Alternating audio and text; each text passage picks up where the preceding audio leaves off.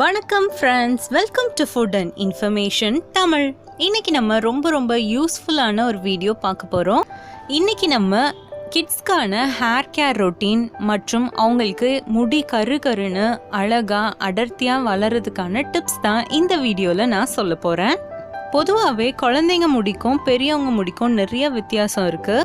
ஏன்னா பெரியவங்களுக்குன்னு பார்த்தீங்கன்னா முக்கியமாக டேண்ட்ரஃப் ப்ராப்ளம் இருக்கும் மற்றும் ஹேர் ஃபால் ப்ராப்ளம் இருக்கும். ஆனால் குழந்தைங்களுக்குன்னு பார்த்தீங்கன்னா இந்த டேண்ட்ரஃப் ப்ராப்ளம், முடி கொட்டுற பிரச்சனை இது எதுவுமே இருக்காது. ஒவ்வொரு குழந்தைங்களுக்கு முடி ரொம்ப தின்னாக இருக்கும். அதுக்கப்புறமா கருப்பாக இல்லாமல் ப்ரௌன் கலரில் இருக்கும் முடி, கொஞ்சம் செம்பட்டையாக இருக்கும். அந்த மாதிரி இருக்க குழந்தைங்களுக்குலாம் எப்படி முடி கருன்னு அழகாக அடர்த்தியாக வளர வைக்கிறதுக்கு டிப்ஸ் தான் இந்த வீடியோவில் நம்ம பார்க்கலாம். என்னோட டாட்டர், இவங்களுக்கு 6 வயசு ஆகுது.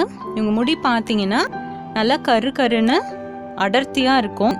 நான் இவங்களுக்கு டெய்லி ஹேர் கேர் ரொட்டீன் என்ன பண்ணுறேன் அப்படின்னு உங்கள் கூட நான் இன்னைக்கு ஷேர் பண்ணிக்கிறேன். First hair oil. குழந்தைங்களுக்குன்னு பார்த்தீங்கன்னா கோகோனட் ஆயில், அதாவது தேங்காய் எண்ணெய், சுத்தமான தேங்காய் எண்ணெய் மட்டும் யூஸ் பண்ணாவே போதுங்க.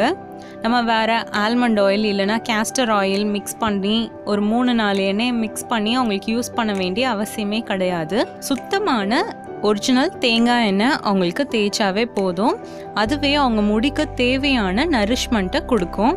கேஸ்டர் ஆயில் ரொம்ப கோல்டான ஆயில். அதனால நம்ம அதை குழந்தைங்களுக்கு தேய்க்கிறனால ஒவ்வொரு குழந்தைங்களுக்கு அது ஒத்துக்கும். ஒவ்வொரு குழந்தைங்களுக்கு கோல்டு வந்துடும், சளி பிடிச்சிக்கும், தலையில் நீர் கோர்த்துரும்.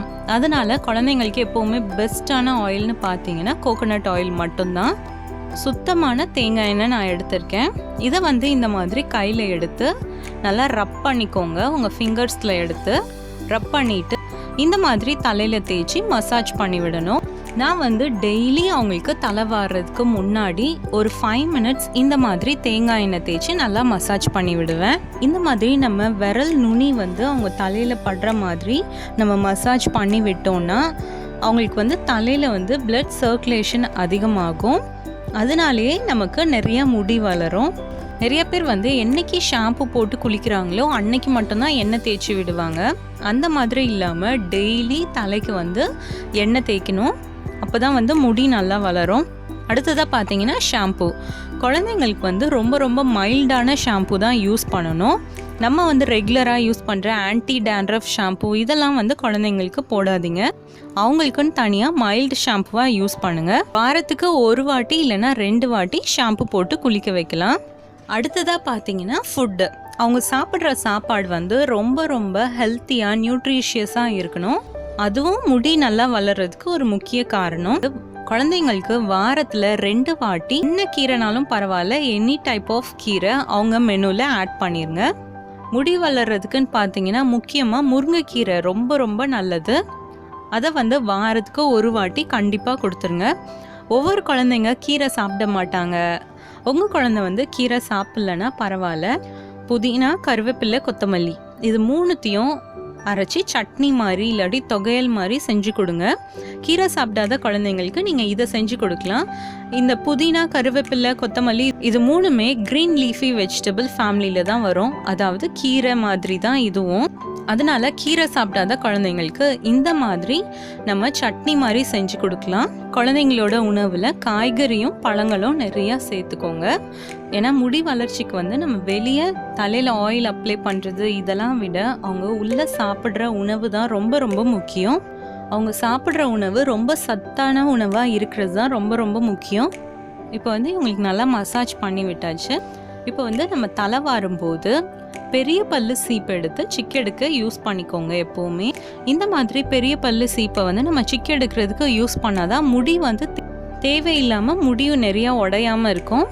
அடுத்ததாக நம்ம தலை வாடுறதுக்கு இந்த மாதிரி சின்ன பல்லு உள்ள சீப்பு யூஸ் பண்ணிக்கலாம். இப்போ ரொம்ப வெயில் காலம் இருக்கிறனால நான் இந்த மாதிரி தான் தலை வாரி விடுவேன். இந்த மாதிரி லாஸ்ட் வரைக்கும் பின்னி மடித்து போட்டால் அவங்களுக்கு கழுத்து பக்கம்லாம் வேர்க்காமல் இருக்கும். நிறைய குழந்தைங்களுக்கு அவங்க ரொம்ப ஓடி ஆடி விளையாடுறாங்கல்ல, அதனால இந்த டைமில் ரொம்ப வேர்க்கும். அதனாலேயே அவங்களுக்கு தலையில் நீர் கோர்த்துட்டு சளி பிடிக்கும். இந்த மாதிரி நீங்கள் மடித்து போட்டிங்கன்னா அவங்களுக்கு கசகசன்னு இல்லாமல் டிஸ்டர்பன்ஸ் இல்லாமல் இருக்கும், ஃப்ரீயாக இருப்பாங்க. மற்றும் இந்த மாதிரி நம்ம முடியை மடித்து போடுறனால முடியில் வந்து ஸ்ப்ளிட் எண்ட்ஸ் வரவே வராது. இது வந்து பெரியவங்களும் நீங்கள் வந்து இதை ட்ரை பண்ணலாம். என்னென்னா இந்த மாதிரி நீங்கள் வீட்டில் ஃப்ரீயாக இருக்கும் போது முடியை வந்து அடியில் விரித்து போடாமல் லாஸ்ட் வரைக்கும் பின்னி இந்த மாதிரி மடித்து போட்டிங்கன்னா 3 நாளே இந்த ஸ்ப்ளிட் எண்ட்ஸ் எல்லாமே சரியாயிரும். ஓகே ஃப்ரெண்ட்ஸ், இந்த வீடியோ உங்களுக்கு ரொம்ப யூஸ்ஃபுல்லாக இருக்கும்னு நினைக்கிறேன். இந்த வீடியோ உங்களுக்கு ரொம்ப பிடிச்சிருந்துச்சுன்னா லைக் பண்ணுங்கள், உங்கள் ஃப்ரெண்ட்ஸோட ஷேர் பண்ணுங்கள். இது மாதிரி இன்னும் உங்களுக்கு நிறையா இன்ஃபர்மேஷன்ஸ் தெரிஞ்சுக்கணுமா? அப்போ ஃபுட் அண்ட் இன்ஃபர்மேஷன் தமிழ் சேனலை சப்ஸ்கிரைப் பண்ணுங்கள். தேங்க்யூ.